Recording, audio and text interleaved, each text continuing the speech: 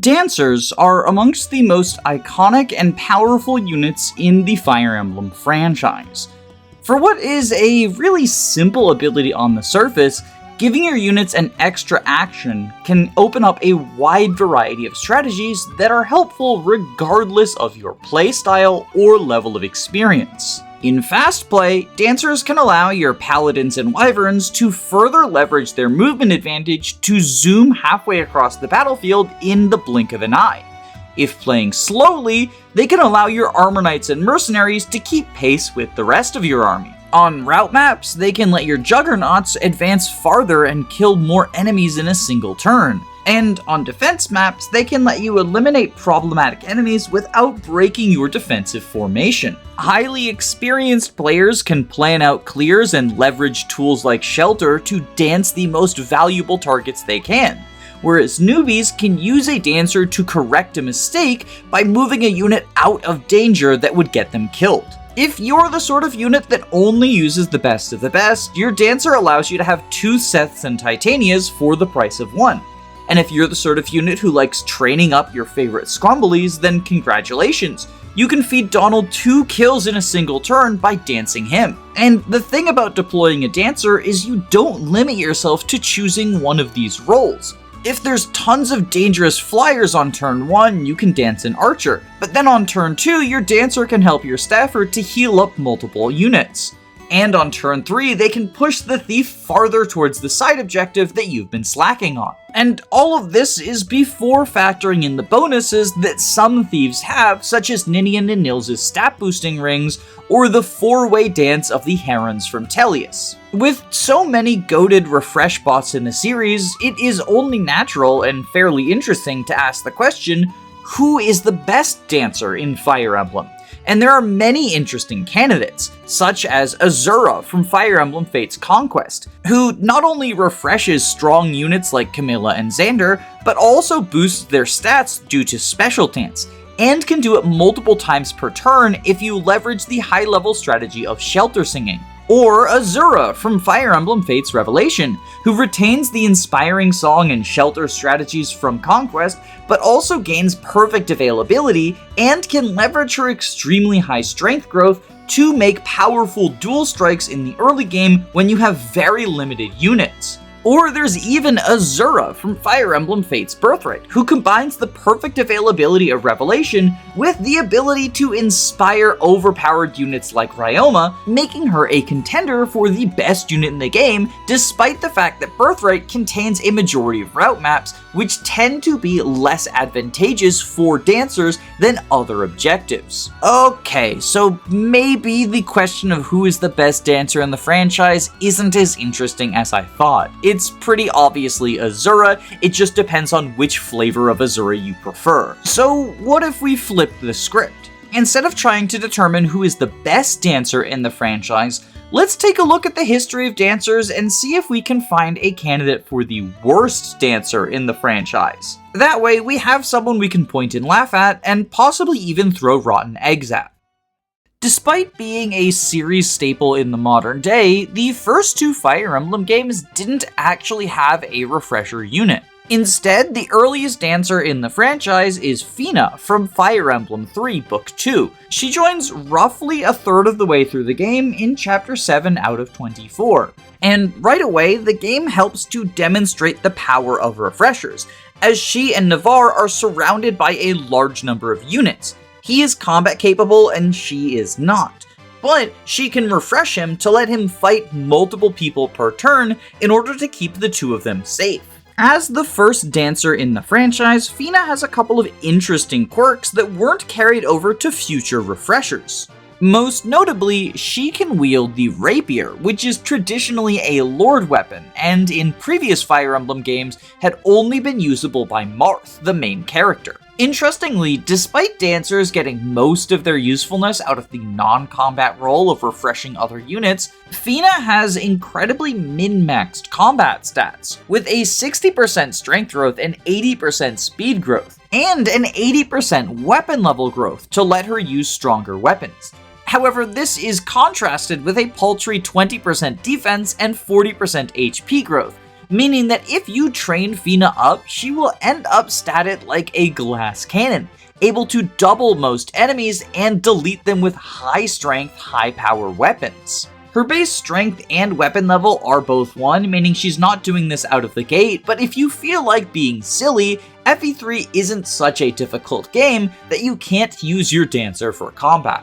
And even if you're choosing to use Fina in the more desirable dancer role, her base speed of 10 combined with the 80% growth rate is beneficial to her as a utility unit. It all but guarantees she won't be doubled even by fast enemies, and this means she can afford to take a hit against enemy types who rely on doubling in order to get their damage off. Moreover, her abnormally high luck stat with a base of 8 and a 70% growth rate means she's unlikely to face low percentage crits from these fast enemies. I still wouldn't recommend putting Fina on the front lines regularly, but her ability to take a stray hit in situations where that's unavoidable is undeniably valuable, and it's a trait that many other dancers such as Lauren and Olivia do not share with her. This already puts Fina ahead of some of the dancing competition, but if we take a look at how useful dancing is in FE3,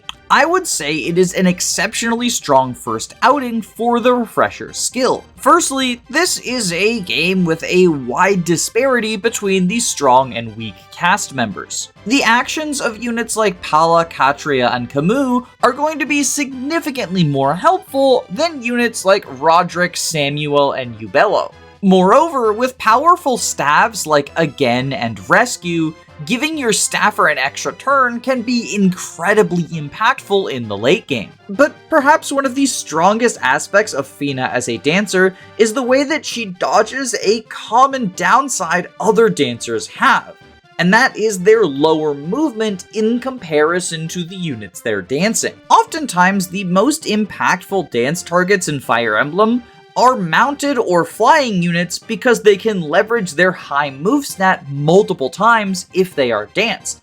However, if the people you are dancing have a much higher move stat than your dancer, the dancer is quickly going to fall behind and their dances become less useful on later turns, as they spend that time moving across the map trying to catch up and support the rest of your army. There are ways to work around this depending on the game. You have tools like rescue dropping, pair up, or shove to further move your dancer towards the front lines.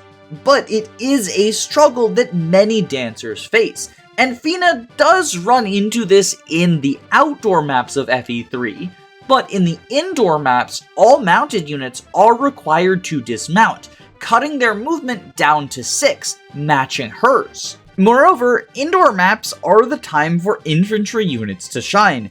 Unpromoted infantry will match Fina's movement at 6, and promoted infantry only have one more than her at 7.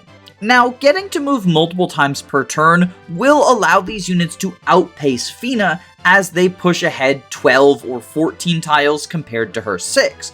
But this is still a better situation than a 5-move dancer dancing for an 8-move paladin who gets to move 16 tiles way ahead of her and out of reach next turn. And on that topic, let's talk about Genealogy of the Horsey War.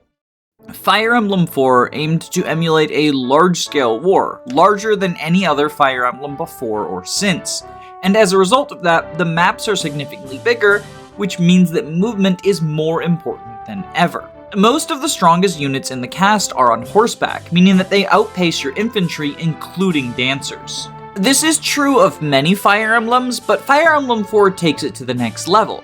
Because of how big the maps are and how many turns they take, any minor movement advantage gets exaggerated over time. If one unit has 6 move and the other has 8, that's only a difference of 2 tiles.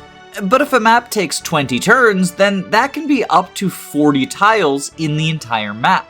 And Fire Emblem 4 maps frequently take up to 50 turns, unless you're doing a ranked run or LTC. But there's another mechanic that exacerbates this difference, and that is road tiles. In most Fire Emblem games, terrain will cost units multiple points to cross over. For example, in many Fire Emblem games, infantry need to spend 2 points of move to go through a forest tile. However, Fire Emblem 4 features road tiles, which instead of costing extra movement, actually cost less. Each road tile costs grounded units 0.66 movement to move through, instead of a solid 1 point. Now, because Fire Emblem functions on whole numbers, you can't actually move 2/3 of a tile. So instead what happens is every 3 tiles you move on roads only cost you 2 points of movement.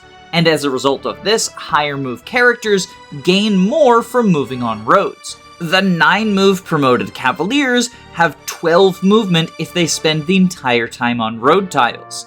And if you give any move boosting items like the leg ring to your units, then they'll get even more out of it if they stick to the roads. The trade-off is that if you end your turn on a road, you have less avoid than on a normal non-terrained tile. But I don't think this downside is a particularly big deal. Even if you desperately want to keep your avoid as high as possible, you can just move the majority of your movement on a road tile and then leave it to a plains tile on your final square of movement. But the way that this impacts dancers is dancers are infantry units. Not even Kaga was insane enough to give the game's dancer a horse. However, the situation isn't as dire as it seems, because dancers in FE4 got a significant buff from FE3, presumably to make up for the huge movement difference. Previously, when you used the dance command, you would select a unit to refresh their turn. However, in FE4, the dance command doesn't select a unit. Instead, you refresh all 4 units who are adjacent to you. Within the Fire Emblem community, this is usually referred to as a 4-way dance, and I will be referring to it as such going forward, because it's going to come up in a number of other games. This can allow you to accelerate large swaths of your army forward. The basic maneuver when it comes to dancing in FE4 is on turn 1 you dance for 4 Cavaliers, so they can zoom as far forward as they can. Then on turn 2 you dance for 4 Infantry, so they can catch up to your Cavs. This does still eventually end up with your dancer left in the dust, but slower than they would be otherwise, and they are refreshing more units than just 1. But cavalry being so dominant actually has a positive effect on your dancer as well, because of the Canto skill. Canto is a skill that allows mounted units to move again after taking actions. It appears in a variety of different forms, but in Fire Emblem 4, it means that even after attacking, you can continue to take the rest of your movement. So if you have 12 movement thanks to Road, you can move 6 tiles, attack someone, and then move 6 more tiles. These sort of hit-and-run tactics are good not only for keeping your Cavaliers safe, but also for more easily setting up dances. If you move half of your move forward and spend the other half cantoing backwards, then you oftentimes can have your dancer catch up to those Cavaliers. And if you're clever about positioning, you can give up to 4 Cavaliers 2 actions in a single turn. Of course, if you're still trying to rush forward instead of doing hit and run, there is another option for keeping your dancer at pace with the rest of your horses, and that is abusing the Rescue Staff.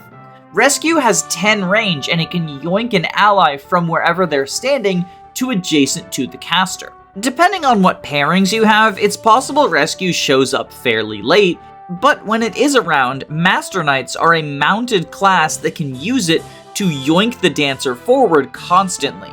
And while Rescue only has 10 durability, this isn't a huge problem because weapons in Fire Emblem 4 are repairable for a gold cost. And so while expensive, it is definitely feasible to continuously rescue your dancer forward so that she can dance for 4 Cavaliers per turn, leaving the infantry in the dust, sadly.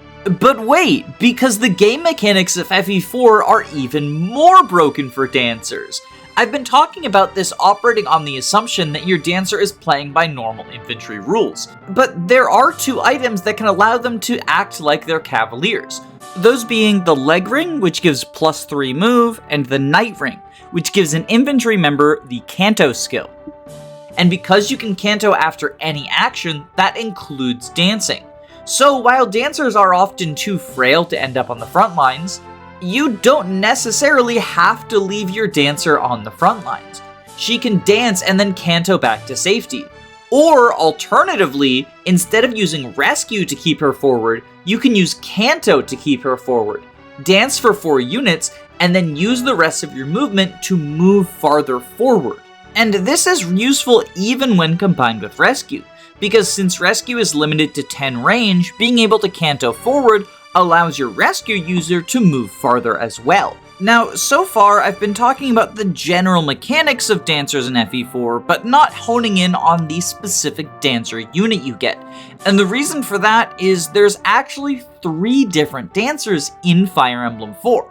The game is divided into 2 generations, so Sylvia is the Dancer of Generation 1, and if she gets married, she will give birth to Lean, who is the Dancer for Generation 2. However, if Sylvia does not get married or dies before the end of Generation 1, then instead you will be given the unit Layla, who is the replacement unit for Lean. And despite all falling under the Dancer umbrella and following those same basic mechanics I talked about just now, the 3 units do feel distinct from each other, so I am going to be tackling them separately. Starting with Sylvia. She joins halfway through Chapter 2 and is available until the end of Chapter 5. Although her starting position in Chapter 2 makes it unlikely that she'll be dancing for your main army, at least immediately. While this might sound like a downside, it actually kinda works out in her favor. You see, Chapter 2 has a very strict timed objective. In order to save the village that has the bargain band in it, you need to kill brigands before they destroy it. This village is quite far away from your main army, and in fact, in order to even have a chance to fight the brigands, you first need to conquer another castle that is out of the way, which itself requires you to defeat at least 1 very strong boss, although it is quite possible you've killed 3 by now. After exhausting your units on a forced march, you then have to go up north and loop back around in order to get to that village. Or at least you would if it weren't for the starting positions of Sylvia and Lewin. Honestly, the fact that these 2 units start kind of isolated from each other and are pushed as a potential canon romantic pairing feels like an intentional callback to Navarre and Fina from Fire Emblem 3. Especially when you consider that their starting position is also in the middle of the map full of forests. I don't know, just something I think is neat. While you can have Sigurd's forces go up to save the Bargain Band village, it is generally easier to have Sylvia dance for Lewin to let him get over there on time. It's likely this was intended to serve as a tutorial for how dancers work, although it feels a little bit clunky since it doesn't show the 4-way dance. And in fact, anyone who had played FE3 or other games in the series that featured 1-person dances might get the idea that this is just like those other dancers, since she's only dancing for Lewin.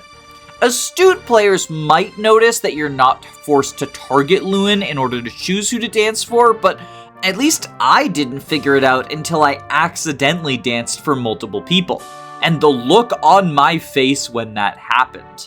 Aside from 4-way dancing, Sylvia can use swords, although she doesn't get a fancy weapon like Fina did. While her combat on the battlefield is mostly superfluous, it is nice because it means she can equip the plus defense sword that she gets from a special event, just in case she has to eat a stray hit or 2. But perhaps more relevant is the fact that she can wield swords in the arena. The Fire Emblem 4 arena functions quite differently from other Fire Emblem games. Instead of fighting a random foe to the death for money that gets added to your army's treasury, there is a fixed gauntlet of 7 foes per map, who you will fight in non-lethal combat. Even if you die, you still live at 1 HP. You don't have to pay an entry fee, but you still get awarded victory money, and this money goes directly to the character participating in the arena. FE4 doesn't have a shared treasury. Instead, each unit has their own gold supply, and can only purchase items with that supply. They can't trade with other units either. If you want to give something to someone, you have to sell it to the pawn shop and then let them purchase it. With a little bit of capitalist markup, of course. As a result of this, if you want Sylvia to get the leg ring and night ring in order to realize her potential as a 10-move dancer with Canto, she's going to have to make money somehow. And while she can get it by going to villages, the arena is a less competitive source since everyone can go through the gauntlet. Now, Sylvia's stats are trash, but she has a skill that can potentially allow her to cheese her way through the arena, and that is Miracle. Unlike all future entries in the series, Miracle in FE4 works differently. You might be picking up on a bit of a pattern here when it comes to FE4 and basic mechanics working differently from other games in the series. The way the Miracle works in Genealogy is if your health is knocked down to 10 or below, you gain a massive amount of Avoid. Specifically 10 Avoid for each HP you have below 11. So at 10 HP you only get 10 Avoid, but at 1 HP you get 100 Avoid. However, this Avoid boost only applies on the turn that you got your HP knocked down. So it makes it good for enemy phasing large groups of enemies, since you'll dodge everyone and counter and kill them. As far as the arena is concerned, if you entered the arena in Miracle range already, you don't get the bonus. But if you enter the arena and get hit by an attack that knocks you into Miracle range, then you get the bonus for the entirety of the arena fight. As a result of this, if you can get Sylvia to a point where the first attack she gets hit by knocks her down to an HP threshold where Miracle is active, then she can kind of get a free win, especially because the minimum damage dealt is 1. So even if she doesn't have the strength to kill her opponent, she will wear them down with 1,000 paper cuts. Of course, the arena isn't the only way that Sylvia can use her swords to make money. For 1,000 gold, she can get the Thief Sword, which is a 50 durability 3 might weapon. Not particularly good, especially when your combat numbers are as bad as Sylvia's, but any enemy she hits with it will give her all of their gold. Most enemies in the game have 1,000 gold associated with them, but brigands, pirates, and some bosses have 5,000. And because swords have weapon triangle over axes, there's oftentimes some fairly safe attacks that Sylvia can make in order to fill her coin purse. Personally, I wouldn't recommend going this route in any setting that cares about reliability, such as an Iron Man, but it is something that is at least worth acknowledging as an option. And speaking of things that I technically should acknowledge, Sylvia also has the Adept skill, but that's not like super relevant. You're not using Sylvia for her combat, you're using her for dancing. Or, potentially, you're using her for her genes, because in Generation 2, her child will inherit some qualities from her, as well as the other parent that they have. Specifically, she will inherit both of Sylvia's skills, Miracle and Adept, as well as 1/10 of Sylvia's gold, any items in Sylvia's inventory, so that could include the Night Ring and Leg Ring if you purchase them with Sylvia, and any skills that her father has. Lean's stats and growth rates are also influenced by both Sylvia and whoever her father ends up being, but like I said with Sylvia, you're not using your dancer for combat outside of either the arena or stealing gold. One potentially notable skill that Lean can grab from her father is Vantage, either from Arden or Lex, and as a bonus, if you're doing a ranked run, Lex also gives Paragon, which is nice on a dancer. The idea behind Vantage is to cheese the arena in a similar manner to Miracle. This time you equip the Sleep Sword. Vantage ensures you will always go first, so you put your opponent to sleep. Then you hit B, but instead of backing out, you just change weapons. Change to a less expensive weapon like the Iron Sword, and go to town hitting them for 1 damage at a time, while they can do nothing but snooze. They are really heavy sleepers in Judge Roll, aren't they? Aside from this, I really don't think there are any skills that Lean cares about. The main thing that she gets from Inheritance is items to sell for gold, or potentially even just the Night Ring and Leg Ring themselves. This is her main advantage over Layla. Layla is the replacement dancer, and she does not get as much of a financial boon because she can't inherit money from her mother.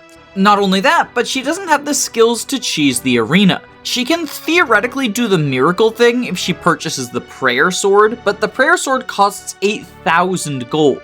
So you need a big financial boon just to get it, and then you're spending money to make money. However, Layla is not strictly worse than Lean.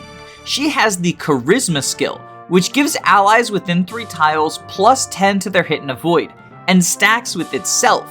you can potentially have 3 total units with Charisma, to give plus 30 hit and avoid to your units. I like this for the ability to stack that plus 30 hit against exceptionally hard to hit bosses, but it's also a skill that can be useful if you are choking points with a Juggernaut. Bolstering their avoid potentially elongates their survivability.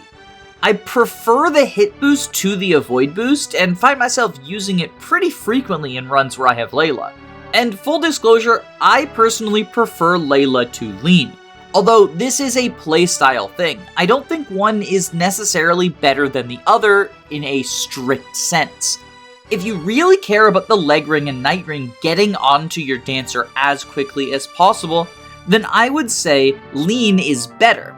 However, if you are willing to use Rescue to move your dancer around, then I would say Layla is better. And personally, I prefer putting the leg ring onto one of my mounted units to give them even more move, as rescuing my dancer forward in order to dance for a 12-move Seliph is pretty darn good, and personally, something that I find stronger than having a dancer with 10 movement. A lot of the Generation 2 units are pretty self-sufficient when it comes to money, and as such, I think you can spend most of your Thief's resources giving money to Layla. It's reasonable for her to afford the Night Ring simply by getting a lot of money from Patty, or Daisy if you're doing a sub-run. While it is unlikely for her to afford Night Ring Leg Ring before the very late game, I also think it's unnecessary. But regardless of which of the Gen 2 dancers you go with, they're going to be incredibly powerful, even more so than the Gen 1 dancer. Sure, they joined pretty far out of the way in Chapter 7 in a castle that was already conquered a while ago, but given your faster access to the rescue staff, as well as the higher quality of your Juggernaut units, I find the extra actions given by Lean and Layla to be significantly more game-changing than those given by Sylvia. And I find that Lean and Layla have a much easier time keeping up, both because Lean is capable of inheriting the rings to have them from turn 1, and because Leaf is able to get Rescue online much more quickly than Lachesis could. If you were coming here expecting me to say that the high movement of FE4 offsets the 4-way dance, and surprisingly they end up being some of the worst dancers, then I'm sorry to disappoint you, but despite the huge downside that comes with having to navigate significantly larger maps, Genealogy gives you the tools to do so, almost as if the game was designed with maps this size in mind. Although, if that were true, it would mean that Kaga was a competent game designer, and anyone who's played Chapter 24X of Thracia can tell you that is not the case. In Fire Emblem 5, for the first, and depending on how you look at 3 houses, possibly only time, dancers were a class that could promote. Although I'm not quite sure if this is intentional behavior or simply a leftover piece of code due to the way that you acquire your dancer.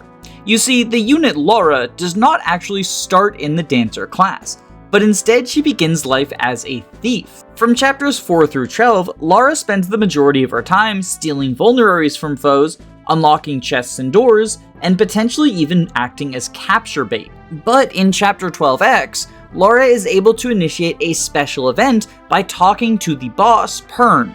She ends up recruiting him into your army, and in exchange promotes from whatever her current class is into the dancer role. Because dancer is considered an unpromoted class, she can technically promote from level 10 onwards from dancer into the rogue class. So technically speaking, she can promote 3 times, using a master seal to go from thief to rogue, then using the special event to go from rogue to dancer, and then using another master seal to promote from dancer back into rogue. Although this is highly inadvisable because it results in you no longer having your dancer, which dancers are pretty good, as this video has hopefully demonstrated so far. While a unit who's been traveling with you this whole time turning into your dancer is a cool idea, I don't especially like the way that it's executed in Thracia, both from a gameplay and story perspective. From a gameplay perspective, it's just too obtuse. Chapter 12X is already an optional chapter, only accessible if you capture the boss of Chapter 12, despite the fact that there's no indication that this is the case.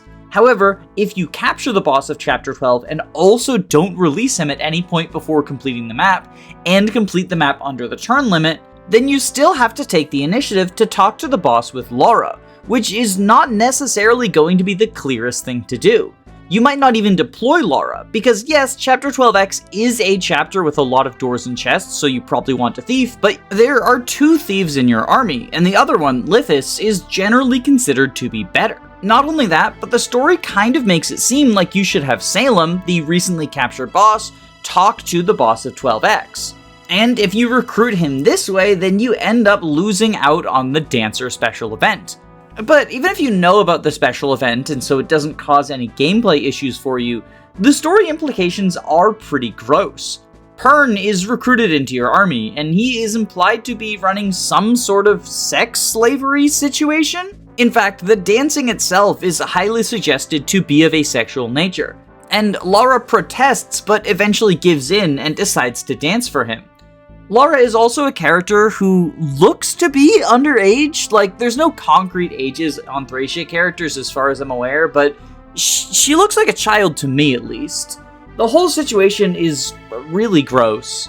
And this isn't even the only gross thing that Pern does with women, because his interactions with Tina are also highly suspect. I know a lot of people love Shozukaga, but he has quite a lot of backwards views, both in terms of race and gender. And with the frequency that they come up in his games, I am glad that Intelligent Systems moved away from him. Because, you know, there's obviously no problematic elements with modern Fire Emblem, right? Cough, Fates, cough. But speaking of Fates, let's focus on the gameplay. Thracia reintroduces the dismounting system from Fire Emblem 3, so all the upsides that Fina had in that game associated with dismounting also apply to Laura. And not only that, but even on outdoor maps where you're usually dancing for mounted characters, the rescue drop system, popularized in Game Boy Advance, actually originated in Thracia, so you can rescue Laura forward in order to keep pace with mounted units, allowing her to be equally useful in both indoor and outdoor maps, which is pretty peak. However, in contrast to her Fire Emblem 4 counterparts, Laura is back to being a single target dancer. However, the singular targets you dance for in Thracia are incredibly valuable. Staves in particular have really sweeping effects as compared to previous titles. Warp returns in all of its glory, but you also get staves like Thief to let you steal an item from the opponent, Sleep to permanently put an enemy to sleep, Unlock, which can open doors and chests from halfway across the map, or Ensorcel to increase a unit's magic stat by 7. Since this game doesn't have resistance, magic acts as both the offensive and defensive stat for magic. So yes, Thracia is a Pokemon RBY archetype, thank you for asking. Laura does also have a movement star, or action star, depending on the translation. What this means is after taking her first action in a turn, she has a 5% chance to auto-refresh herself, kind of like a chance-based Gale Force. This does, in theory, mean that sometimes she can dance for multiple units in the same turn, although it's not something that you can rely on and shouldn't necessarily be basing your strategies around it.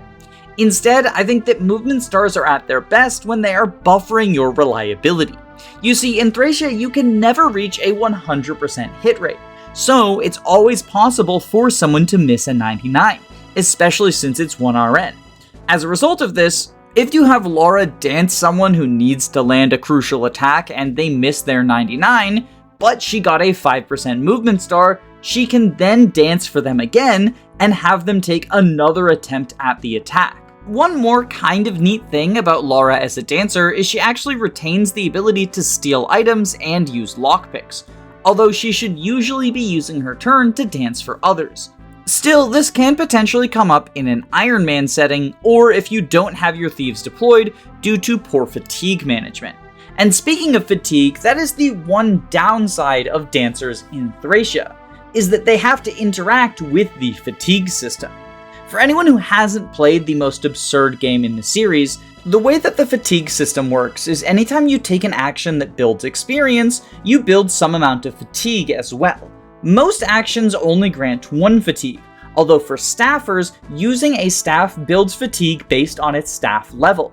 E rank stabs build 1, D rank stabs build 2, and so on and so forth, going up with 1 more fatigue per staff level. When a unit's fatigue is higher than their max HP, they are unable to be deployed in the next map, and instead have to sit out. However, if you ever spend a map not deploying a unit, their fatigue gets reset to 0, no matter how high or low it was when they sat on the bench for a map. There are also items called stamina drinks that you can put in a unit's inventory to allow them to get around this fatigue restriction. If they have too much fatigue to participate in a map, then the stamina drink will reduce their fatigue to 0, allowing them to be deployed during battle preparations. Because both dancing and stealing give experience, they also give Laura a single point of fatigue. And considering her starting HP is 14 and her HP growth is 45%, it's actually generally considered optimal not to dance with Laura every turn, but instead only to have her dance on turns where you actually need to make use of the actions. That way you can have her deployed on as many maps as possible in a row. With other dancers, since they gain experience from dancing, there's no reason not to dance if you can. Even if you're not going to take advantage of the action, just the extra experience can potentially give them more bulk and allow them to survive in situations where they wouldn't. But in Laura's case, it also gives her more fatigue, which is bad. This also means that there's going to be some maps where you decide not to deploy your dancer just so that you can ensure you have her for the next map, because you need to worry about fatigue management. It's kind of a cool system, and I'm a little bit sad that we never got anything resembling fatigue in later Fire Emblem games. I think a game with the Fates experience curve would particularly benefit from the fatigue system, since units sitting on the bench for 1 or 2 chapters isn't a huge detriment when the EXP system is generous to underleveled units while also being harsh on overleveled ones. But alas, maybe I'm just a filthy Thracia defender. And with that in mind, I should point out the other cool thing about Dancers in Thracia, and that is this is the only game in the franchise that has enemy dancers. Well, I mean, technically, Hortensia gets the Byleth emblem when she's an enemy in Chapter 14, but I don't really see that as the same thing. The enemy dancer AI in Thracia is pretty rudimentary, and it mostly just serves to help thieves escape faster. Dancers and thieves will often appear on maps together, with the dancers holding valuable items you want to steal from them, and the thieves going for chests and doors. And then the dancers and thieves will all rush to the escape point. The dancers will dance for thieves in order to let the thieves unlock doors and chests and get to the escape point sooner. And as a result of this, capturing or killing the dancers allows you more time to catch up to the thieves. It's pretty cool, although it's a little bit undermined by the fact that in most of these scenarios, the easiest way to catch these thieves is by using a warp staff. But that's a criticism that can be applied to most portions of Thracia, so I don't really blame the dancers for it. Moving on to Fire Emblem 6, you do technically get 2 dancers in this game, but they are not really worth talking about. Both Elfin and Lalum are incredibly frail, and will get one-rounded by basically every enemy in the game. And FE6 is notorious for having a ton of deadly ambush spawns that are not signaled to the player. Since you don't know where the ambush spawns are going to come from, you can frequently just leave your dancers in a situation where the ambush spawns will surprise and kill them, with nothing you could do about it. And as a result of this, I honestly think it's probably just worth undeploying your dancers immediately. It's not like Fire Emblem 6 doesn't give you a bunch of other movement tools. One of the key features of the game is the rescue drop system, allowing you to move even your infantry units all the way across the map. And not only that, but you have the Warp Staff and Hemern. You can trivialize these maps without using a dancer. If you did have the ability to reclass them into like a Swordmaster or a Falco Knight, then maybe that would be something advisable, but honestly, just deploying Lalum and Elfin as dancers is stupid and bad, and like you shouldn't do it. They're just gonna get killed by ambush spawns anyway. Moving on to a game that actually has good dancers, we once again have 2 in Fire Emblem 7, in Ninian and Nils. Although technically they're the same unit, They share experience and levels, and it just varies which one you get based on story situations. Ninian and Nils, unlike their predecessors, do not have weapons. In fact, Fire Emblem 6, 7, 8, 9, and 10 dancers all are unable to do combat. I feel like there's a narrative that dancers being able to use weapons is unusual and normally they should be unarmed, but honestly, I feel like it's the other way around. There's this centering of the GBA trilogy in the minds of a lot of Fire Emblem fans, and it often leads to things being described as the norm, even though they are not in most entries. A prominent example of this is the idea that bows are usually bad, which I actually did a whole video debunking. But dancers being usually unarmed is another one that I think is far less common than people give it credit for. Much of the combat in Fire Emblem 7 takes place on enemy phase, and as a result of this, dancers may seem a little bit less valuable than they do in other games. But the increased mobility that Ninian and Nils offer, as well as the ability to delete problematic foes on player phase, is still quite valuable. And not only that, but Ninian and Nils come with 4 special tricks that you can use on turns where you don't need to give any of your units a second action. Referred to by the community as Dancer Rings, these are Thor's Ire, Ninni's Grace, Phila's Might, and Set's Litany. And each of them boosts one of your stats by 10 for a single turn. Thor's Ire gives you 10 more crit, Ninni's Grace gives you 10 more defense and resistance, Phila's Might gives you 10 more attack, either magic or strength depending on what type of unit you are, and Set's Litany gives you 10 more avoid.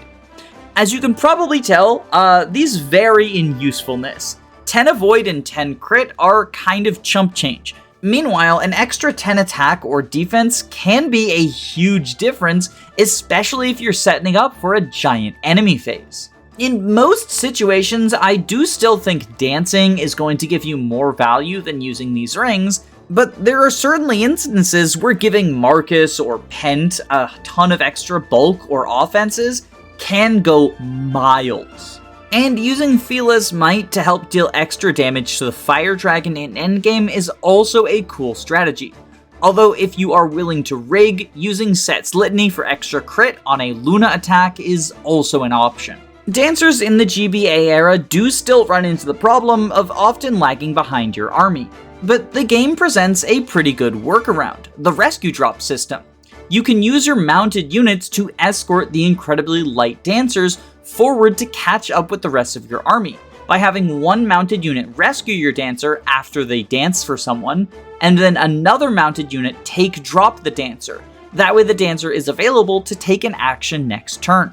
This is good because the Game Boy Advance games don't have a dismounting system like Thracia, and as a result of this, if the majority of your team is on a higher movement class like Pegasus Knight, Wyvern, or Cavalier, then there's nothing to stop them from zooming ahead of your dancers, rendering them irrelevant.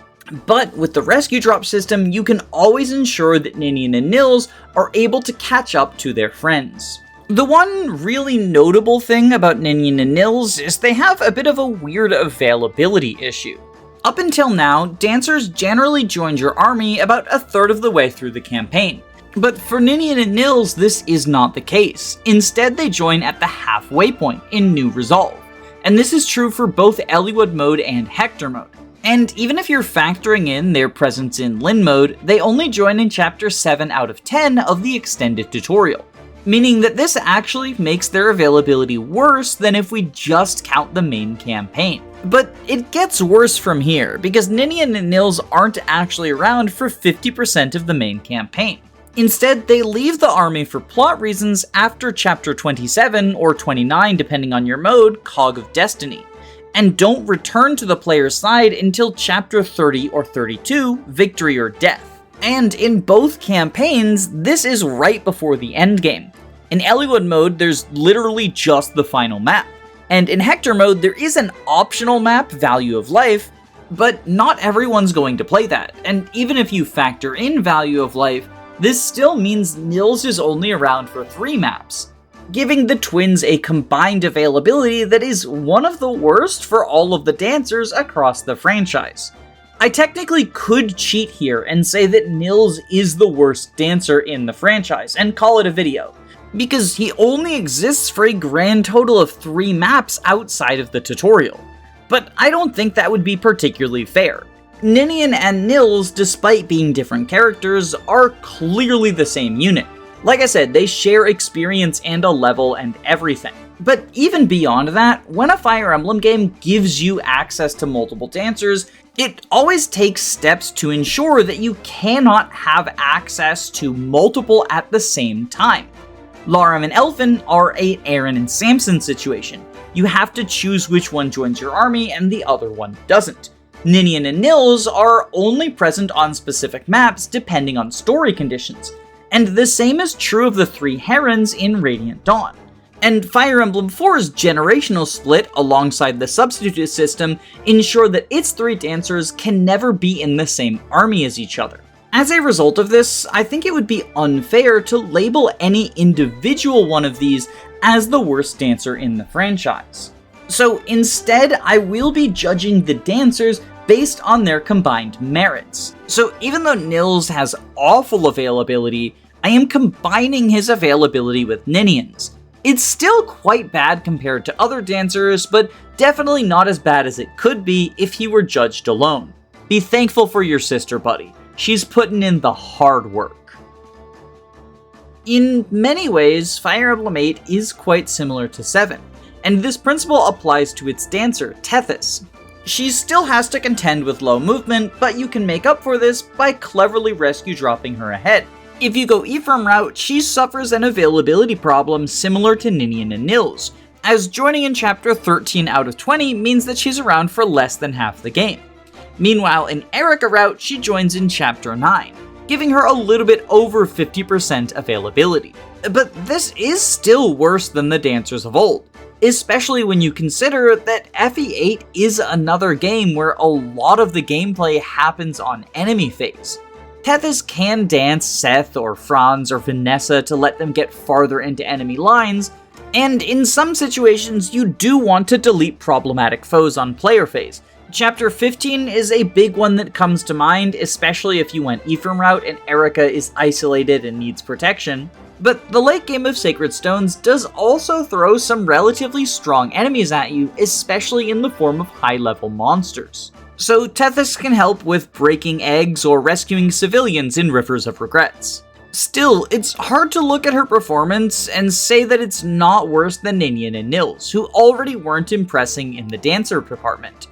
And unlike the twins, Tethys doesn't have the advantage of being able to use dancer rings. Those were a Blazing Sword exclusive item. The one upside that Tethys has is you get the Warp Staff sooner in FE8 than you do in FE7, and as a result of this, Tethys can help to set up warp skips on specific maps if you're trying to avoid dealing with them. Don't get me wrong, Tethys is still one of the best units in Sacred Stones, but that's a bar that all dancers achieve in their respective titles. If we're comparing the dancers to each other, Tethys seems a lot less impressive than when we're comparing her to the likes of Ross and Amelia.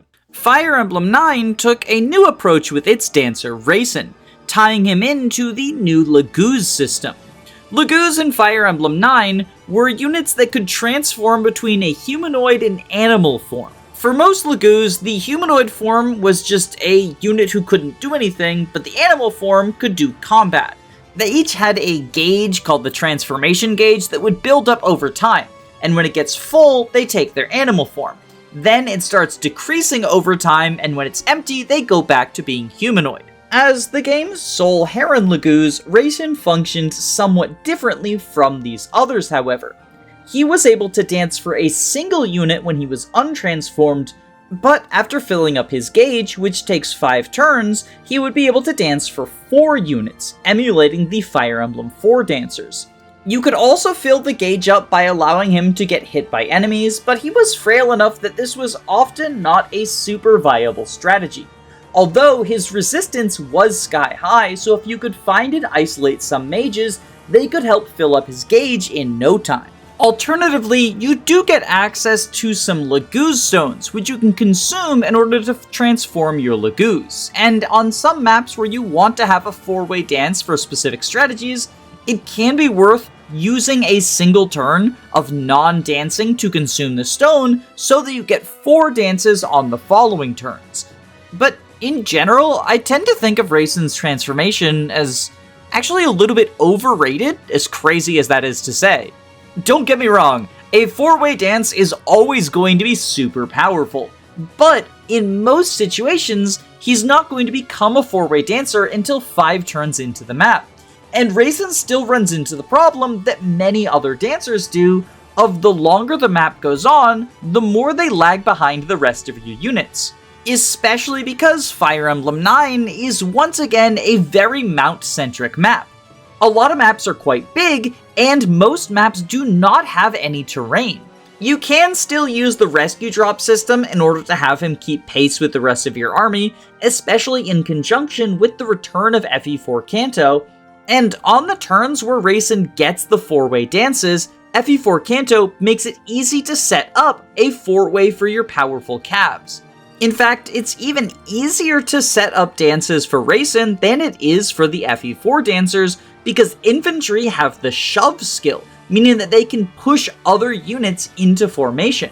And this can also assist in having Raisin keep pace with the rest of your army, although it will result in whoever shoved him lagging behind. But I tend to find that on the majority of maps, by the time Raisin is transformed, the map is either over or almost over already. Instead, Raisin's primary value is giving powerful units like Jill, Titania, and Kieran another turn.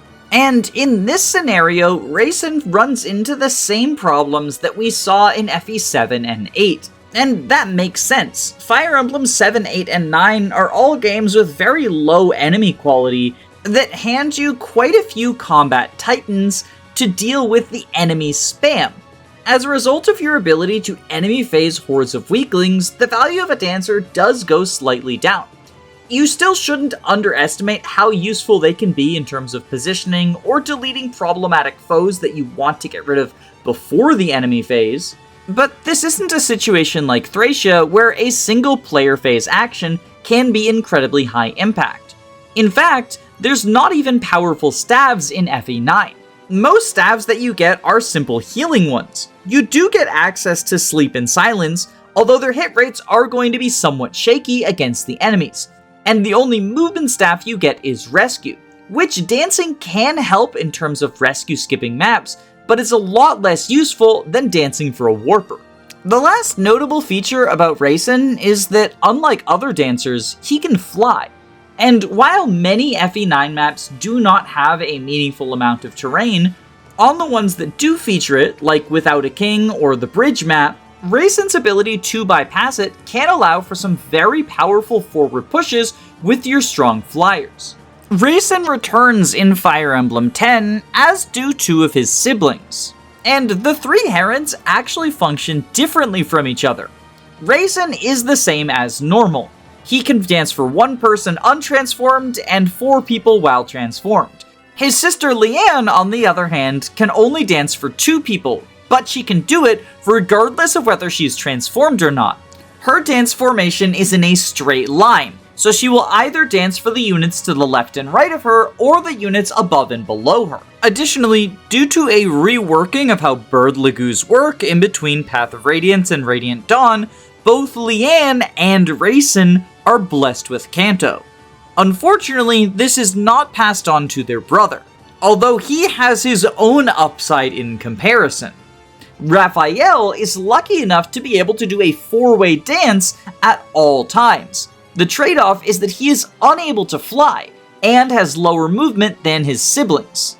Still, of the 3 of them, Raphael is pretty clearly the strongest. Refreshing 4 units at all points is just really broken, especially since Radiant Dawn finally breaks the pattern of having weak pushover enemies.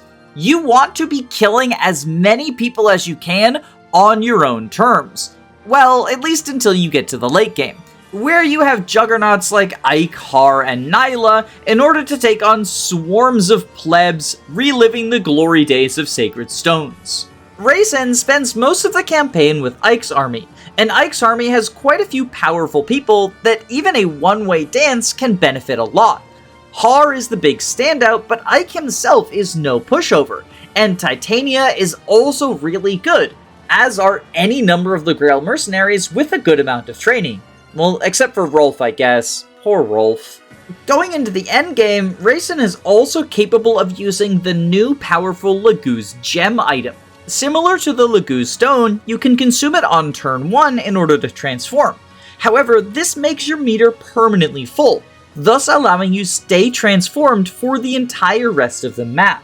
As a result of this, you end up trading your first turn dance for the ability to have a 4-way dancer with higher move and flight, which many would argue is better than Raphael's 4-way dance. Personally, I prefer being able to use my 4-way dance on turn 1. I tend to think the first turn of Fire Emblem maps is often the most important one, and as a result of that, I want to have as many tools available on that turn. But if you are willing to forego your dancer for a single turn, it's pretty undeniable that a gemmed up Raisin is going to be better than Raphael on all of the following turns. Leanne is definitely the weakest of the Herons, but in my opinion, she's also the most interesting. I don't really know how to put my finger on it, but I find it more fun setting up for a 2-way dance than a 4-way dance. Maybe it's because you have to pick the 2 most powerful units, and maybe it's because positioning can be a little bit trickier making a line than a square, but for whatever reason, I just really like using Leanne. But being locked out of 4-way dances at all times is a pretty undeniable weakness when compared to the boys in the family. I guess the one good thing that Leanne has going for her is that she's available in a couple of tricky maps. She's pretty essential for Alincia's Gambit, whether you're trying to low turn that map or play it out like a defend map the whole time. And her assistance is also really appreciated on the bridge map, due to the large number of threatening enemies and the pitfalls hindering your progress. Throughout most of the campaign, which Heron you have is assigned to you based on how the story is going. But at the very end, you enter the Tower, which is a 5-map gauntlet leading to the final boss. And here you get to choose one of the 3 Herons to bring. Personally, I think the best pick is Raphael. Having a 4-way dance available on turn 1 is just super helpful for fighting the final boss. But if you're not going to bring the landlocked bird, then Raisin is definitely a better choice than his sister. I would say the only argument for bringing Leanne is if you want to go for her paired ending with Naysala, since one of the requirements is that both of these units are present in the tower. One last kind of cool detail about the dancers in Radiant Dawn is they don't just gain access to the regular dance. We don't have the return of FE7 dancer rings, but instead we have additional songs that these Herons can sing. And they learn these new Galder by leveling up. Unfortunately, most of them are locked to such high level that you're not going to encounter them in an ordinary playthrough. But if you spend the end of a map grinding up one of your dancers, in a similar manner to how people tend to do that with Azura in Branch of Fate, you can unlock these cool new abilities. Unfortunately, they're all pretty bad. The default one that gives an extra turn is called Vigor, and that's really the only one you should be using. Meanwhile, the second one, Bliss, raises an ally's biorhythm to its maximum state. Biorhythm is a really weird mechanic. You have biorhythm go up and down each turn of the battle, and also advance by a certain amount as each chapter passes. When you're at higher biorhythms, you get extra hit and avoid, and when you're at lower biorhythms, you get hit and avoid penalties. I think it was meant to sort of serve as the Bjork's equivalent to Laguz meters, but Laguz get it as well, and it's just such a weird mechanic. But you can raise your allies up to max, and this is actually something used in the speedrun, because you raise Ike's biorhythm to max right before going into the Dawn Brigade chapters. That way, by the time he shows up as a boss, he has minimum biorhythm, making it easier to kill him. And like, that's not even the coolest part of the Radiant Dawn speedrun. That thing is wild. But in addition to being able to raise your allies' biorhythm, you can use your herons to lower enemies' biorhythm with the Sorrow Galder. Both of these are learned at level 15, making them actually reasonable for Racing to get without grinding. But all of the others are such high level that I bet most Radiant Dawn players didn't know they existed. At level 30 you get Valor, which fills the Laguz transformation gauge up to full. And at level 40 you get Recovery, which is probably the worst of them because all it does is restore your allies' HP and cure their status effects. You know, the thing that you have clerics able to do from turn fucking 1. Although, I guess this would have been useful for me in Radiant Dawn Reverse Recruitment, since I didn't have any staffers. That mod was very fun, and very funny, and very torturous. Fire Emblems 11 and 12 were remakes, so Fire Emblem 11 didn't have a dancer, and Fire Emblem 12 once again featured Fina. On the one hand, she's arguably nerfed by the removal of the dismounting system, but on the other hand, she is almost certainly buffed by the fact that enemies are significantly stronger in New Mystery than they were in FE3, thus making dancing, positioning, and player phase actions even more important than they used to be. New Mystery is the game I have the least experience in out of any in the franchise, and it's also one that I don't especially like, so that's probably not going to be changing anytime soon. So if you are an FE12 expert, let me know in the comments, am I wrong? Is Fina actually trash? I don't think she is. I feel like she's one of the stronger dancers, but you know, just let me know if I'm wrong. And that brings us to Fire Emblem Awakening. Now, in fact, I bet many people who clicked on this video expected me to say that Olivia is the worst dancer. In fact, I often see people say that you should undeploy or reclass Olivia and instead rely on rescue staffs and pair-up as your primary movement tool. Usually these arguments cite the ambush spawns and her relative frailty as a reason that she's awful. And for anyone who got incredibly angry at my dismissal of the FE6 dancers for those exact reasons, yeah, that's why. You fell for the bit. I was trying to demonstrate how ridiculous I find those arguments against Olivia. So before talking about the Awakening Dancer, let me go back to Binding Blade and give that duo a fair shake. FE6 gives you the choice between two dancers, Larum and Elfin, and they are functionally nearly identical. Technically, Larum having lower constitution means that she can be rescue dropped by a larger number of units, so she is the quote-unquote optimal choice, but they both function basically the same. They're incredibly frail and low movement, but allow your units to take a second action, which is quite valuable in a game like Fire Emblem 6, where you will almost always have at least one unit who's just more powerful than everyone around them. Which dancer you get in your army depends on which way you go in the Western Isles route split, with Bartray route getting Elfin, and Echidna route getting Larum. However, they both join in their route's respective Chapter 11, so they have the same relative availability. And their availability is quite high. Chapter 11 out of 24 sounds like it's close to the halfway point, but in reality it's not, because the Binding Blade actually features 8 Gaiden chapters, and you've only done 1 by the time you recruit your dancer.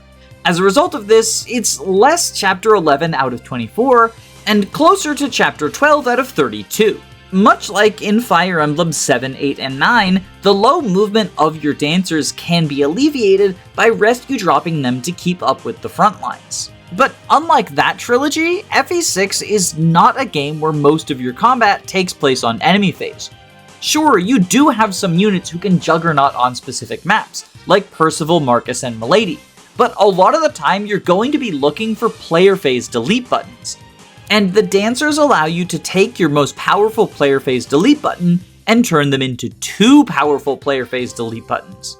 Even in the instances where you are trying to warp skip maps, a dancer is valuable because they can help contribute to moving across the rather large maps of FE6's endgame. And on maps that you're playing more honestly, they can assist outside of combat by allowing you to dance someone who helps rescue drop Roy towards the throne. Larum and Elfin honestly kind of feel like the quintessential dancer, being the unit that I would most clearly point to as a reason that deploying your dancer is better than deploying your 12th best combat unit, because Larum and Elfin's role will change depending on whether you want an archer to shoot down a flyer, an accurate sword user to kill a dodgy enemy, a staffer to use warp or healing, a thief to steal one of the many red gems enemies are holding, or a mount to advance deep into enemy territory taking care of ballista or siege stones. That's a level of flexibility that you simply don't get out of Benchwarmer number 17.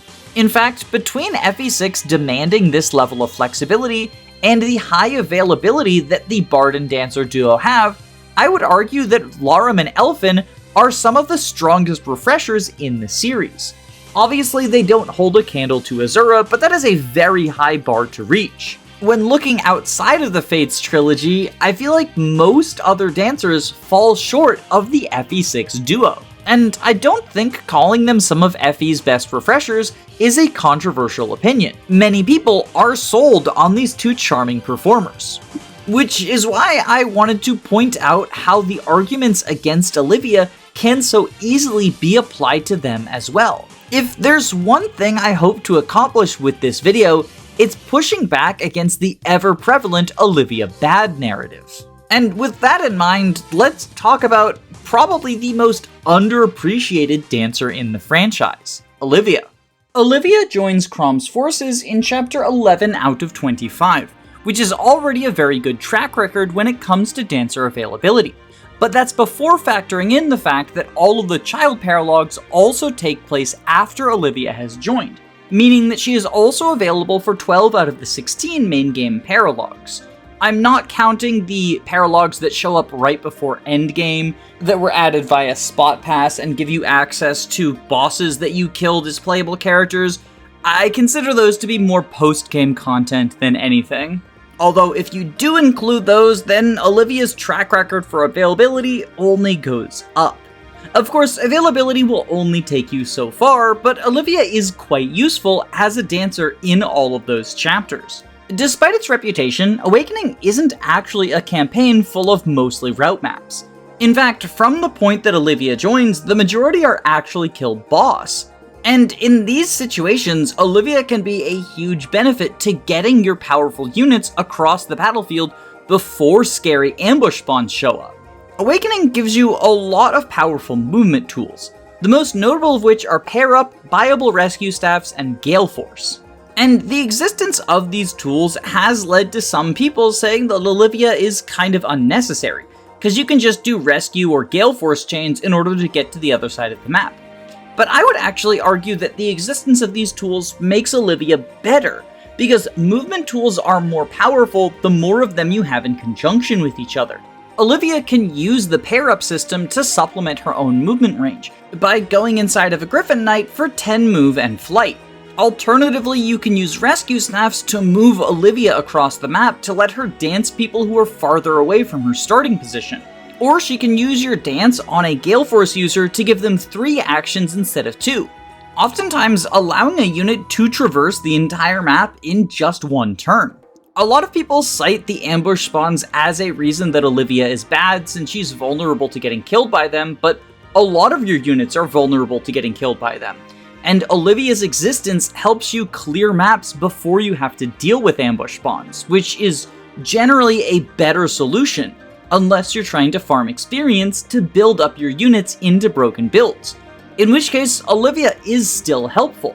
If you have a training project, they're going to want to get as many kills as possible, but training projects are oftentimes not competent enough to enemy phase large groups of units, so Olivia can instead enable the same unit to attack multiple times on player phase in order to build up to combinations like Vantage Armswift Soul.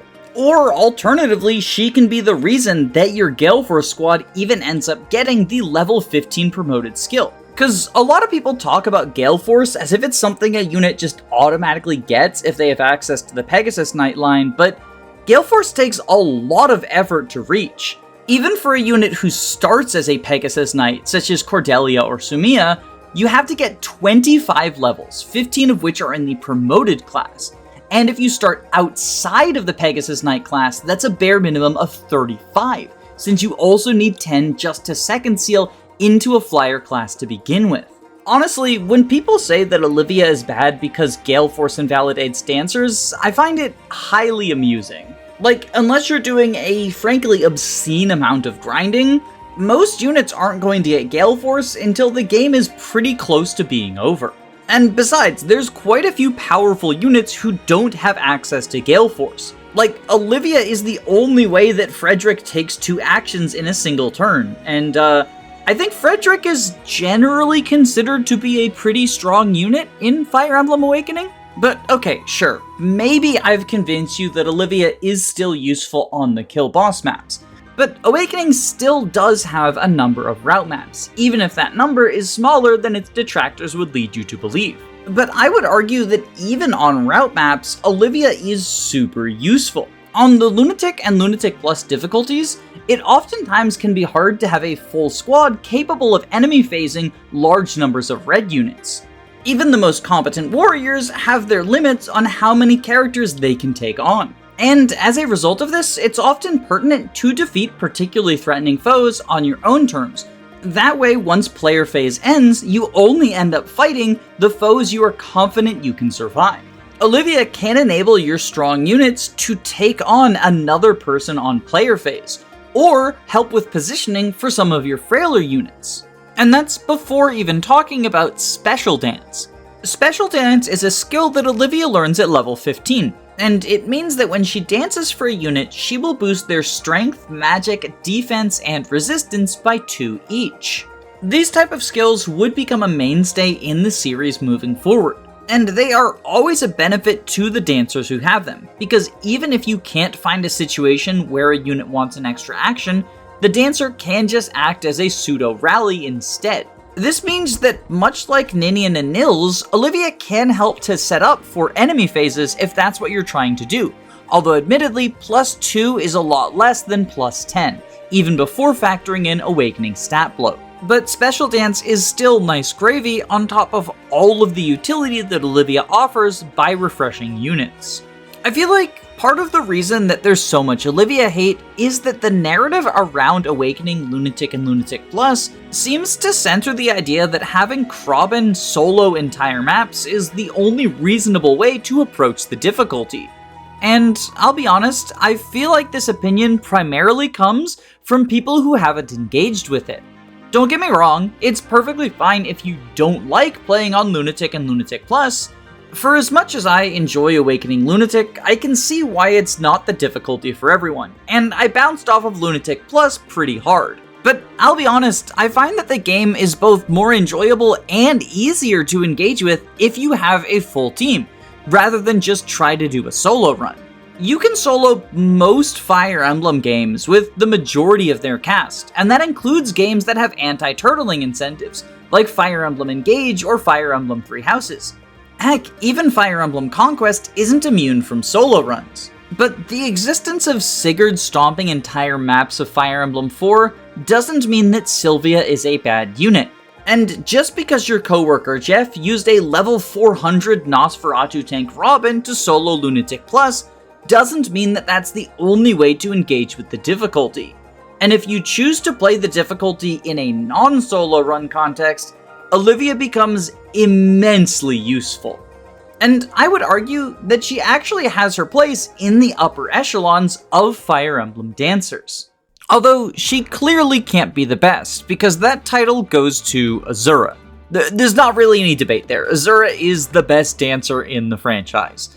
The only question is to whether she's better in Birthright, Conquest, or Revelation. Birthright is probably her weakest route. She runs into a lot of the same issues that the 7, 8, and 9 dancers do, since a lot of your combat is having juggernauts take on large number of foes in order to route maps on enemy phase. But make no mistake, Azura is still incredibly useful in these situations. She can help get your juggernauts into position, as well as bolstering their stats with Special Dance. Or, I guess this time it's Inspiring Song. This time, the stat boosts are 3 skill, 3 luck, and 3 speed. The skill and luck bolster hit rates, and the speed can help propel people over doubling thresholds. This time, Inspiring Song is learned at level 10, which comes much sooner than Olivia's special dance, especially since Azura joins you at the beginning of the first chapter of the Birthright campaign, and has an opportunity to build EXP in Chapter 5 of Branch of Fate. And Azura can actually provide these stat boosts to multiple units in the same turn through the use of Shelter Singing. Shelter Singing is an advanced technique that involves using a unit with the skill Shelter to grab Azura after she's danced for someone. At that point, you can have any unpaired unit transfer Azura from your Shelter bot, and then switch Azura to the front and get to dance another unit. This is particularly useful if the unit you want to dance has Shelter, either to apply Inspiring Song to them or to give them more movement. Because even if you're trying to do all of your fighting on enemy phase, positioning the correct units to fight the correct groups of enemies is something that Azura can be very helpful for. And much like in Awakening, just because a map is a route map doesn't mean you can't take advantage of the player phase to delete the more threatening foes you face.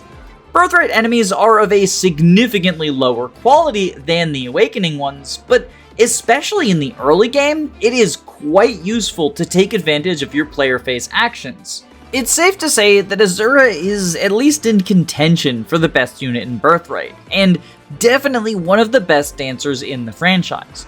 Although, if you want to see her at the height of her power, the Conquest and Revelation campaigns are much more focused on having your units act on player phase. Whether it is the insane skill combinations of Conquest, or the incredible stat creep of Revelation, red units are often too difficult to take on enemy phase, and as a result of that, you oftentimes want to empower your stronger player phase units, and giving them 2 or even 3 actions can be game-changing. Especially when you look at Caths that have a pretty strong imbalance, from the strong characters to the weak ones. Revelation's Reyna or Conquest Camilla are both standout units capable of defeating whoever they set their eyes on. Not only that, but Camilla is one of the units capable of doing some effective enemy phase gaming, meaning that dancing for her to get into position is a viable use of Azura's action. It's hard to say which iteration of Azura is stronger. In Rev, she joins from the beginning of the campaign, much like in Birthright, but Conquest's iteration of Camilla is a slightly stronger unit than Reyna in Revelation, simply because Camilla one-rounds everything for the next dozen maps or so.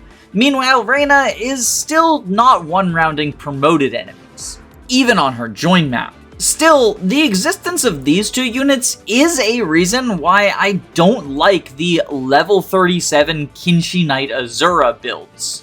If you want to have a powerful flyer, just use Camilla or Reyna instead of turning Azura into one. And while these points are often met with the counter-argument of just use both, in the case of Azura, I don't think that's actually going to apply. And the reason is, if you want to have 2 powerful flyers that can delete people, then just have Camilla delete someone, then have Azura dance, and then have Camilla delete a second person. And heck, if you take advantage of Shelter Singing, you can even give Camilla 3 actions. In this way, you can think of a Dancer Azura as always representing at least 1 flying powerful pre-promote, but theoretically being able to present more depending on how many Shelter users you have. It should be noted that Shelter Singing is action economy negative, but oftentimes it's worth it. A single action from Camilla or Reyna is worth more than 2 from the majority of your scrubs. Honestly, there's a ton to talk about with Azura, such as her high strength enabling good dual strikes, the ability to dance making support routing easier, the fact that her speed growth is good enough to avoid being doubled by fast enemies like Master Ninjas, or the fact that her stat spread is actually quite beneficial for a lot of the Generation 2 units. But I'm planning an entire video to talk about Azura as part of my Unit Rev View series, where I do a deep dive into all of the Fates Revelation characters, so I'll save the majority of Azura discourse for there. Suffice to say, regardless of what you choose to do at the Branch of Fate, Azura is going to be a powerful ally on the way. And that brings us to the most recent game in the series, Fire Emblem Engage, which actually gave us the first instance of a male dancer. Well, technically second, but Three Houses is a weird case I'll talk about in a bit. All other male refreshers had some class other than Dancer, being bards or herons. Sidal joins at the halfway point, being chapter 13 out of 26, but still has a couple of strong qualities about him. The biggest thing is the emphasis Engage has on extremely swingy moves, due to the Emblem rings. Each Emblem ring has a number of very powerful abilities. Sync attacks are the most standout, but there's also things like freezing enemies with Corrin, summoning duplicates with Lyn, or manipulating the AI with Sorin. As a result of this, being able to give a specific unit an extra action can be incredibly swingy, even more so than in most other games. Sure, giving Camilla an extra action can let you delete another enemy, but giving your Corrin user another action can let you create a Dragon Vein, or freeze a group of foes. Not only that, but Sidal can inherit some skills from the Emblem Rings himself, the most notable of which is Canter, allowing him to move extra spaces after he dances. While I have seen some detractors point to the fact the game has other sources of refreshing, specifically the Byleth emblem and the Veronica emblem, as an argument for why Sidal is secretly washed, I would say the same logic applies here as with Olivia. Multiple sources of refreshment actually make each other stronger.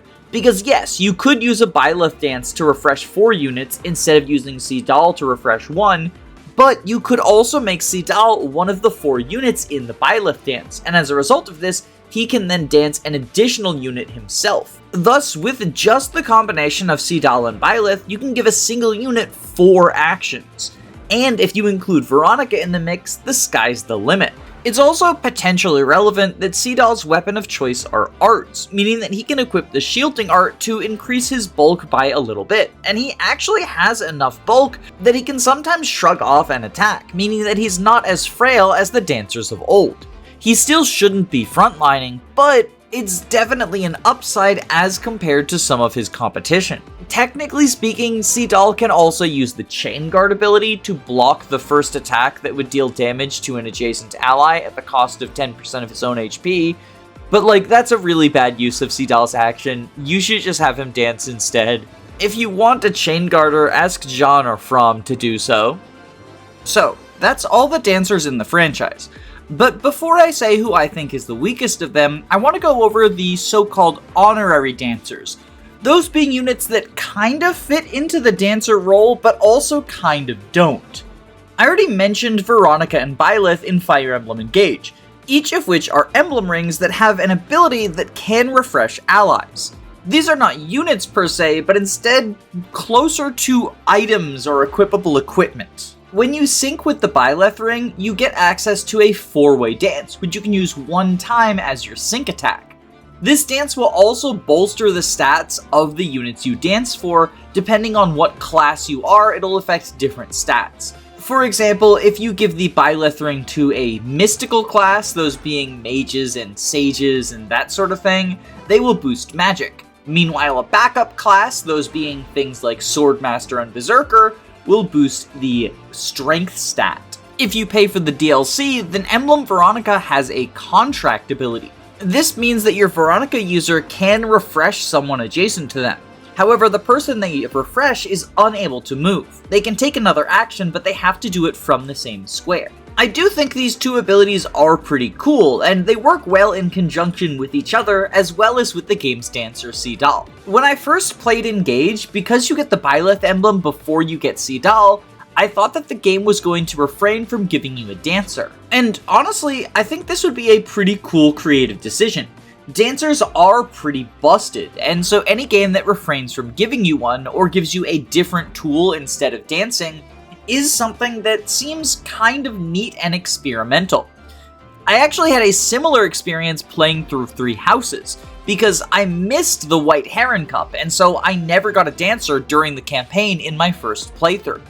I thought that the Stride Gambit, which gives all of your units an insane movement boost, was supposed to be the substitute for a dancer.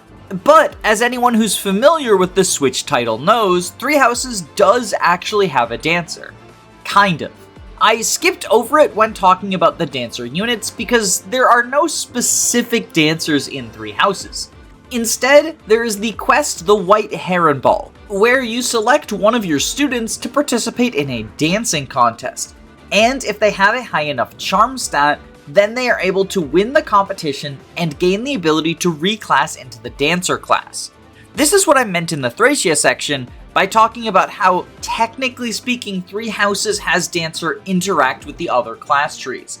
Although it is still labeled as a special class and other people cannot promote into or out of dancer. It's just the person you assigned the White Heron Cup. This is a pretty cool concept and does allow you to make some of the male units dancers.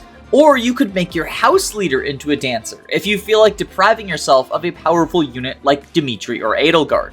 I've actually seen a weird amount of debate and discourse over who the best dancer is, but I honestly think that this conversation is a little bit silly. No matter who you make your dancer, they're going to be clicking the dance action on basically every turn. As a result of this, Dorothea having the sword talent doesn't make her a better dancer than Mercedes. Don't get me wrong, there are a couple of factors to consider when choosing your dancer, but I think the difference between the best dancer and the worst dancer is far less extreme than people make it out to be. The biggest benefits you want to look for when choosing a dancer are how bulky they are, since that might allow them to take extra hits, especially in maps with Meteor and other siege weapons. If they have an advantageous position on the Battle Before Dawn map, because this has specific units forced into specific slots. And so if you want to dance for Byleth or Claude or something like that, then you want to have a dancer who can reach them on the turn you want to dance for them. And lastly, the few students who can learn siege weapon spells, like Bolting or Meteor, can potentially provide linked attacks by leaving that weapon equipped while they are a dancer. And this will provide a passive accuracy bonus to anyone they have support ranks with.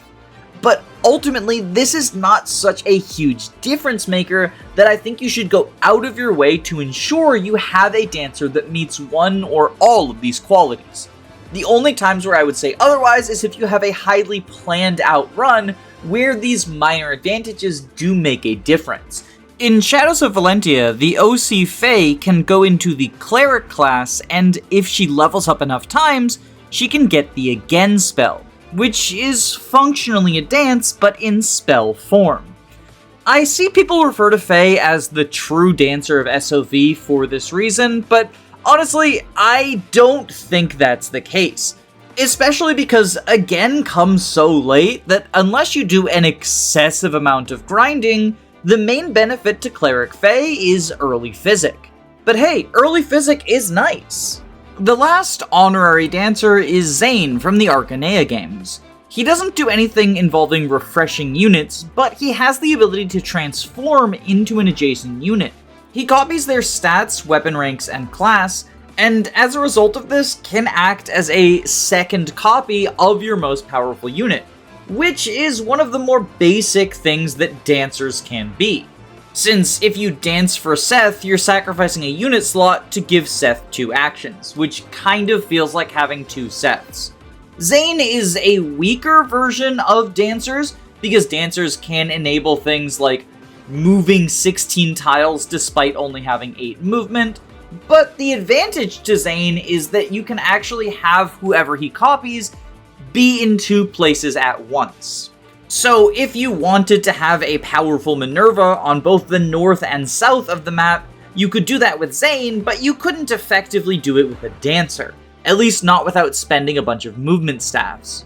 Transforming units are really cool, and I'm glad to see that they made their return not only in Kagasaga, but also in some ROM hacks. But because they just conceptually are weaker than any of the refresher units, I'm not going to be considering Zane for this list just because, it would be unfair, and it would be a very boring answer to the question that the worst dancer is Zane because he's not actually a dancer. So I guess that brings us around to the big question, and for my money, I think Tethys is the worst dancer in Fire Emblem.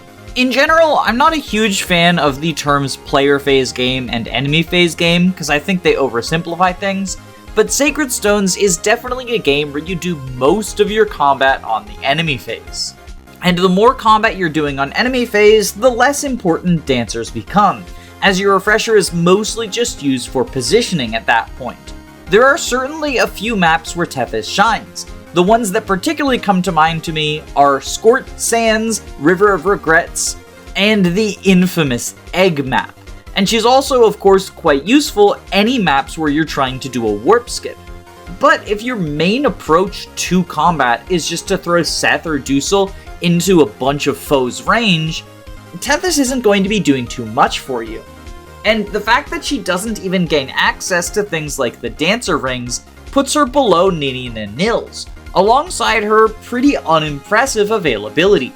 It's a fine amount of availability on Erica route, but if you choose to go Ephraim route, Tethys misses quite a lot of the campaign, although she is still around for the big maps like Father and Son, Scorched Sands, and the finale in Darkling Woods. If you watched my Sacred Stones tier list, then you know I still consider Tethys to be an S tier unit, so I'm not at all saying that she's bad or even that you shouldn't deploy her on every map. But somebody has to be the worst dancer, and I feel like all of the other contenders have something over Tethys. Nils and Ninian have access to the Dancer Rings, Olivia has Special Dance and Pair Up, the Herons have their 4-way dance ability, but Tethys doesn't really offer you anything. Yeah, it sounds impressive to say that she gives Seth 2 actions, but every dancer in the franchise has a unit like that. Azura gives you 2 Ryomas. Fina gives you a second Chris. Olivia gives you another Robin. Ninian and Nils give you a second Harkin. And Raisin gives you an additional Braum, making him de facto the best dancer, obviously. But honestly, I don't feel guilty giving Tethys this award, because from a character perspective, she's also probably the worst dancer. Her support with Arthur is bare minimum sexual harassment, and as much as we love to stan a problematic queen, I feel like this problematic queen doesn't need any stans. But that's just my opinion. Who do you think is the worst dancer in the series? If you say Olivia, I will find you and I will nuke your city. Unless of course you're one of my patrons. That's a classic benefit to being my patrons, is I won't nuke you. Other benefits include early access to my videos, as well as polls that influence what I put on the channel, and getting your names read out in the credits. Speaking of which, thank you to Eris, Michael Kraus, Len, Gambu, Kurosa, Fyrant, Smaz Ruby, Zychron, Robin D, Girlboss, Lizard Bongwater, Christopher Bueno, Maren McLean, Calamity Callie, Thaythom, Andu, Reflect, A Clever Username of Lies, YLO1, George Grenville the 7th PM, Jamie Collins, Mean Jojo, Thick Molder, Arvis, Tailored Muffin, Floahay, Faulty Videos, Lyra, Toaster But Really, Kyle Madison, Derek Williams, Just Riley, Belle Wenska, Dysike, Ginger, Root Beer Pants, Queen Elizam, Aerith Emblem, Adele, Gabe the Green, Control Tejas, Roman Kormanzik, Knick Knack Hammersmack, SUP, Caius Cole, Some Trades, and especially my Jagans, Autumn Kelsey, and Lilzabeth. Your support makes what I do possible, and I appreciate it more than words can express. As always, thank you for watching. If you liked the video, I would appreciate you dropping a like and subscribe, or leaving a comment using the comment code word SquareDance so I know you made it to the end of the video. But regardless, I hope you have a wonderful day. Stay safe, gamers.